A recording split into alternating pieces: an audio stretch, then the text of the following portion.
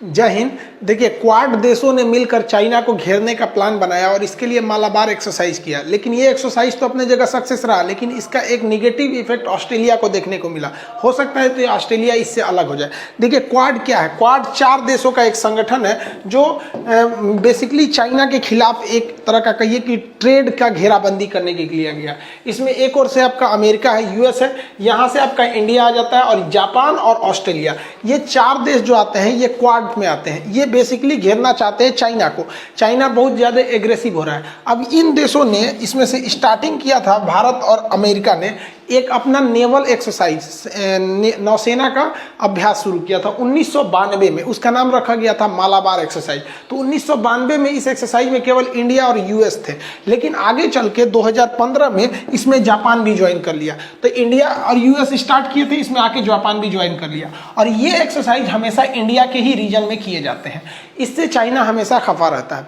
अभी इस बार क्या हुआ, 2020 में ऑस्ट्रेलिया भी इसको ज्वाइन कर लिया है। अब इससे क्या हो गया कि चाइना की घेराबंदी ज़्यादा हो जाएगी। अब आप देखिए, चाइना इधर से घिर गया है, यहाँ से घिर चुका है, इंडिया इधर से घिर चुका है। तो चाइना इसके लिए बौखला गया है। वो ऑस्ट्रेलिया से इसका एक बदला लेना चाह रहा है। इस नेवल एक्सरसाइज की सबसे बड़ी विशेषता क्या थी? इसमें बहुत बड़े पैमाने पर युद्धक विमान, एयरक्राफ्ट कैरियर, सबमरीन, हेलीकॉप्टर या फिर विमान, सबको शामिल किया गया।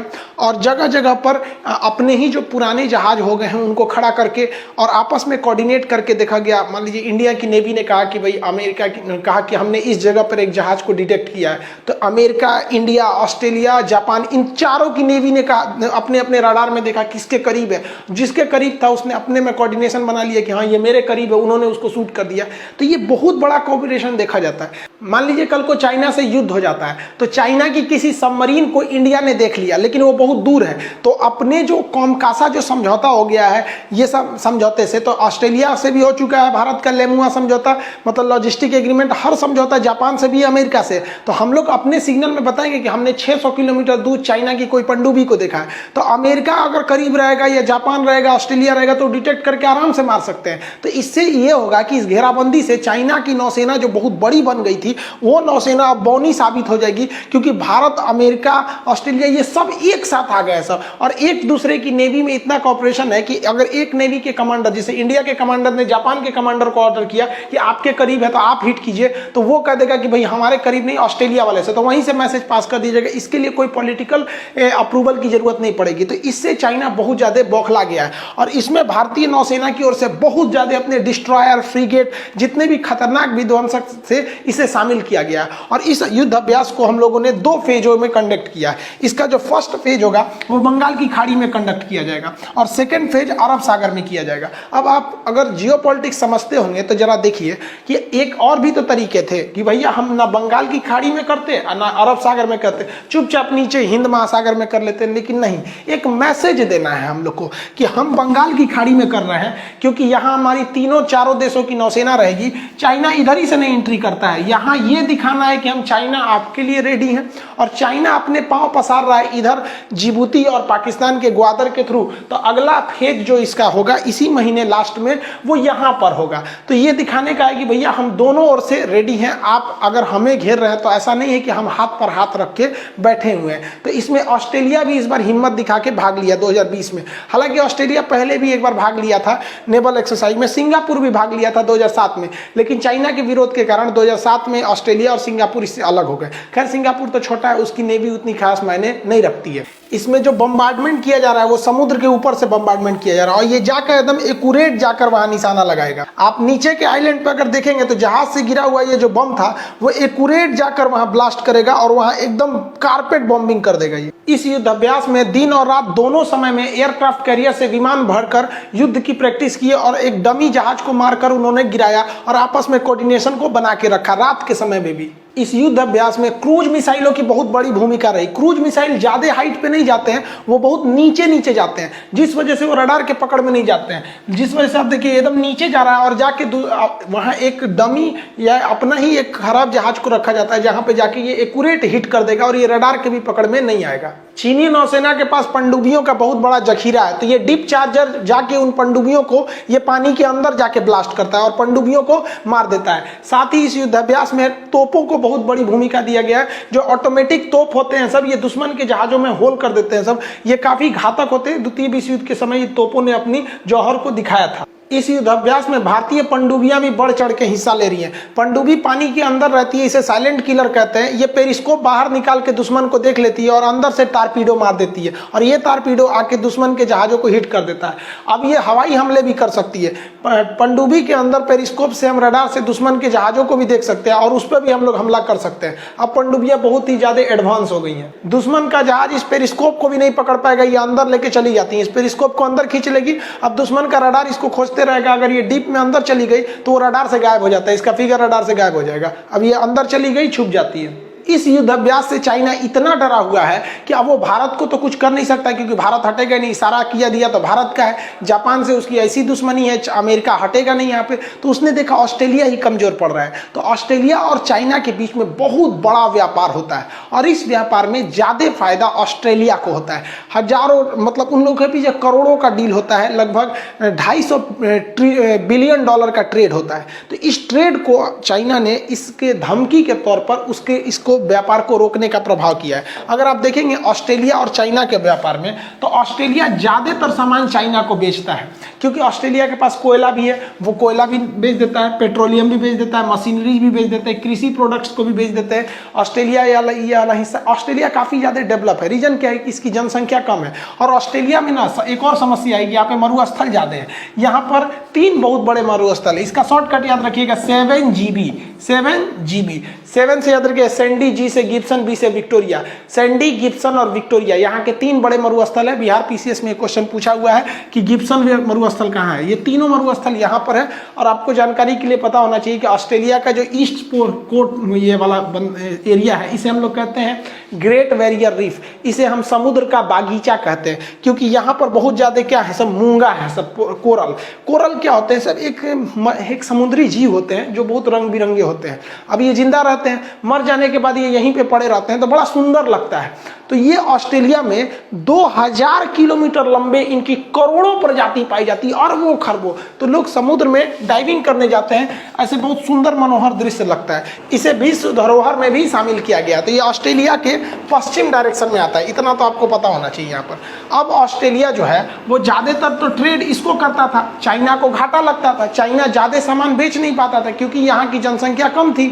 अगर आप ऑस्ट्रेलिया का व्यापार देखेंगे तो ऑस्ट्रेलिया का चाइना के साथ 235 बिलियन डॉलर का व्यापार है, 235 बिलियन डॉलर के बाद। जबकि इंडिया के साथ देखेंगे तो इंडिया के साथ इसका महज 35 बिलियन डॉलर का है। 30 बिलियन है वो, तो 35 होने जा रहा है। तो सोचिए इंडिया से और चाइना से अगर हम व्यापार को देखेंगे तो जमीन आसमान का अंतर आ जाता है। तो कभी भी ऑस्ट्रेलिया ट्रेड के मामले में हम चाइना से मतलब बिगड़ना नहीं चाहेगा। और हम लोग तो आने वाले 30 से 40 साल में एड़ी से चोटी लगा देंगे कि भले ऑस्ट्रेलिया से और चाइना में दुश्मनी हो गया है, तो ऑस्ट्रेलिया के इतने मार्केट को हम इंडिया में खपा दे तो आगे 2050 तक ये पॉसिबल नहीं है। कितना बढ़ाइएगा जी, 35 बिलियन डॉलर से एक ही बार 235 बिलियन डॉलर हो जाएगा, इतना तो कभी होगा ही नहीं। अब इसी का फायदा उठा लिया चाइना ने। चाइना ने कह दिया कि देखो भैया, फायदा तो व्यापार में तुम्ही को होता था, क्योंकि हमको घाटा होता था, तुम ही ज्यादा बेच देते थे। हम तुम्हारा लगभग 8 बिलियन डॉलर का कुछ सामान पर रिस्ट्रिक्शन लगा दिया। अब ऑस्ट्रेलिया के अंदर दिक्कत आ गया है, क्योंकि ऑस्ट्रेलिया को इस क्वाड के झमेले से या चाइना से कोई दिक्कत नहीं है। आप ऑस्ट्रेलिया को देखेंगे ना तो एकदम साइड में आ जाता है ऑस्ट्रेलिया का ये एरिया। इसको ज्यादा कोई स्ट्रेटेजिक लोकेशन से इसको कोई मायने नहीं रखता है। अब आने वाले वक्त में हो सकता है कि ऑस्ट्रेलिया इधर से हट जाए। अब इसके लिए भारत की जिम्मेदारी है कि भारत को करना चाहिए कि ऑस्ट्रेलिया को समझाए या कुछ ऐसा काम करे कि ऑस्ट्रेलिया को नहीं एक कॉन्फिडेंस मिले और चाइना को घाटा लगे। ऐसा कर सकता है भारत। आप अगर भारत और चाइना का व्यापार को अगर देखते हैं तो चाइना हमें 65 बिलियन डॉलर बेचता है और लगभग 15 या 16 बिलियन डॉलर हम लोग उसे बेचते हैं। यानी हम लोग से वो खरीदता है 15 बिलियन डॉलर का और हम लोग को बेचता है 65 बिलियन डॉलर। अब जो सोचिए हम लोग को घाटा कितना लग रहा है, हम लोग को घाटा लगता है 50 बिलियन डॉलर। इतना भयानक घाटा लेके हम सह रहे हैं चाइना से, उस पर वो चुट्टा गलवान में घुसता है, कभी पाकिस्तान में इन्वेस्ट करता है, सीपीईसी सड़क कश्मीर से लेके गुजर जाता है, हमको यूएनओ में मदद करने नहीं देता है, बीटो नहीं देता है, हर जगह अड़ंगा लगाता है, ऐसे लड़ाई करता है जैसे देखते हो ना घर में सास बहू में लड़ाई होता है, उस तरह से कांड करके रख देता है यहाँ पे। फिर भी हम लोग चुप बैठे रहते हैं। लोग हम लोग को जवाब देना पड़ेगा, और इससे अच्छा मौका कहीं नहीं है। निर्मला सीतारमण जी आप समझ जाइए, इससे बेहतरीन मौका नहीं है। हम लोग भी चाइना के व्यापार को रोक दें। जिस तरह से चाइना ने ऑस्ट्रेलिया का रोक दिया कि भैया हमको घाटा लग रहा था मत लो, वो इसीलिए रोका ताकि वो ऑस्ट्रेलिया को मैसेज दे सके कि तुम इस ग्रुप में मत जाओ। तो भारत को भी रोक देना चाहिए कि भैया हम भी तुमसे नहीं खरीदेंगे क्योंकि हमको भी बहुत ज्यादा घाटा लग रहा है। और इसको तुरंत करना एकदम जरूरी है, इसलिए जरूरी है ताकि मैसेज जाए। चाइना मैसेज दे दिया कि तुम इसमें जाओगे तो हम तुमको घाटा लगा देंगे, और यहाँ सरकार मजबूर हो जाएगी सोचने के लिए, क्योंकि भारत उतना बड़ा व्यापार दे नहीं पाएगा, क्योंकि हम लोग खुदे आत्मनिर्भर बनने के चक्कर में है। तो ऑस्ट्रेलिया को कहाँ से जगह देंगे यहाँ पर हम लोग? तो हमारे पास यही रास्ता, एक तीर से दो निशान। हमको बहाना मिल जाएगा कि भैया हम ऑस्ट्रेलिया के साथ हैं, तो ऑस्ट्रेलिया भी देख लेगा कि भाई हम दोनों क्या है, सब एकदम साथ साथ है सब। और नहीं, अगर भारत यहाँ डिसीजन नहीं लिया तो एकदम चौपट करेगा। फिर कोई दुनिया का देश डरेगा भारत के साथ आने के लिए, क्योंकि चाइना उनके व्यापार को चौपट करेगा। चाइना दुनिया के हर देश के मार्केट इकोनॉमी में घुस चुका है। यहाँ ऑस्ट्रेलिया अगर छूट गया ना तो कुछ नहीं कर सकते। अब तक तो गवर्नमेंट को ये मैसेज दे देना चाहिए। पता नहीं क्या कर रही है निर्मला सीतारमण, समझाइए ना मोदी जी उनको। काज ने कौन सी बैठा ला, ये लोग बिहार चुनाव में कर रही है कि वैक्सीन फ्री में देंगे। अरे हटाइए ना, वैक्सीन सबको फ्री में मिलेगा, कोई जरूरी थोड़ा है कि बिहार में। अभी ये सब देखिए इकोनॉमी, मोदी जी समझा रहे हैं, जानते हैं क्या कर रहे हैं? कर रहे हैं कि तो ऐसे तो खान सर एक्टिव रहते हैं। अब बताइए, अब तक मैसेज दे देना चाहिए। देखें 2 दिन हुआ युद्धाभ्यास शुरू हुए, चाइना ने मैसेज दे दिया और हम लोग अभी बिजी हैं, पता नहीं कौन सी के दिन में आएगा। अगर आप एग्रेसिव नहीं रहिएगा तो दुनिया माफ नहीं करेगा। और हमने किया है, आप याद कीजिए, आज से 20 साल पहले, चलिए 20-22 साल पहले, जब अटल बिहारी वाजपेयी प्रधानमंत्री थे, ये बूढ़ा व्यक्ति उस समय 1998 में जब हमने एटम बम का परीक्षण किया था तो अमेरिका ने ये प्रतिबंध लगाया था। आप अंदाजा लगा लीजिए कैसा प्रतिबंध था। उत्तरी कोरिया पे वही प्रतिबंध आज भी लगा हुआ है एटम बम का, ईरान पे वही प्रतिबंध लग रहा है। दोनों देश की अर्थव्यवस्था चौपट हो गई कि नहीं? लेकिन यशवंत सिन्हा जो थे हमारी अर्थव्यवस्था को बचा ले गए थे।